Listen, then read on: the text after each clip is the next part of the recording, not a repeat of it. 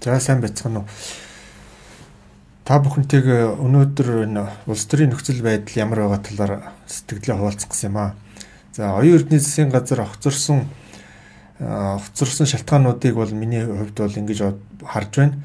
Нэгдүгürt бол энэ гадаа бол залуучууд жагссан тэр жагсаалыг бол оюун эрдэнэ бол дутуу үнэлсэн. Ягаад гэвэл энэ бол одоо өөрийнх нь эсрэг зүгийн өсрэг фракцийнхан бол одоо өөрийг нь унгаах гэж байна гэж бол зөвхөн тийм байдлаар бол харсан. Гэтэл жагсагчд бол энэ нийгмийн бухимдлалыг бол илэрхийлж гарч ирсэн хүмүүс голдуу сүүл рүүгээ бол үнэхээр органик жагсаал болж хувирсан.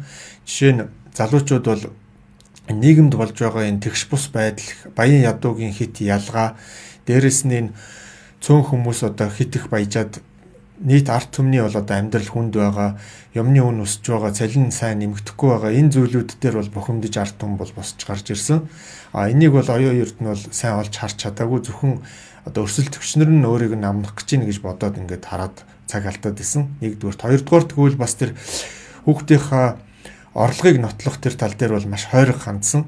Маш яаралтайгаар одоо тэр бөгж цүнхнийхээ асуудлуудыг ил гаргаж ирээд хүүхдэрээ лайв хийлгдэм юм яа гэдэг ийм мөнгөний их усвэрээр ингэж авсан юмаа гэдэг арт түмэнд ерөөсөө ойлголцсон бол энэ асуудал бол намжих байсан. Гэтэл бол энд бол маш их цаг алдаж аялалтай тэмцэх газар 30-аас 60 хоног одоо шалган тэр би шалгах үйл ажиллагаанд би бол хөндлөнгөөс оролцмооргүй байна гэдэг байр сууриас бол ингэж тактикийн алдаа гаргасан. Хоёрдугаар, гуравдугаар бол ер нь энэ ураны гэрээ гэдэг нэг айхтар гэрээ байгуулсан энэ Монголын энэ байгаль орчин экологид бол маш их сүрэл авчирж болох юм аюултай гэрээ байгуулснаар бол дэмжигчдийнхаа маш их том хувийг бол алдсан байсан. Тийм учраас энэ оюун эрднийг дэмжих тийм арт түмний масс бол суларсан байсан.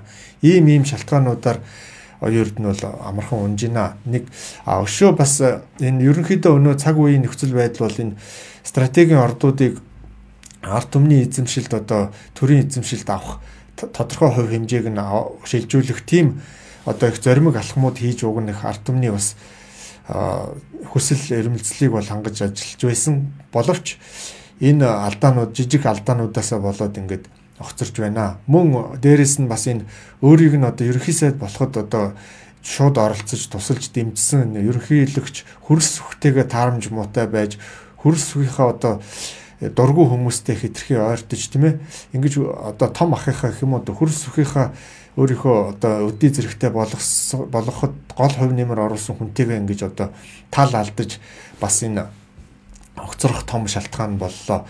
Тэгэхээр ер нь цаашдаа бол одоо монголчууд оюун эрдэнэс илүү их оронч тийм сайн ерөнхий сайд гарч ирж одоо Монгол улсаа зөв замд нь оруулаасаа гэж хүсэж байгаа хаа.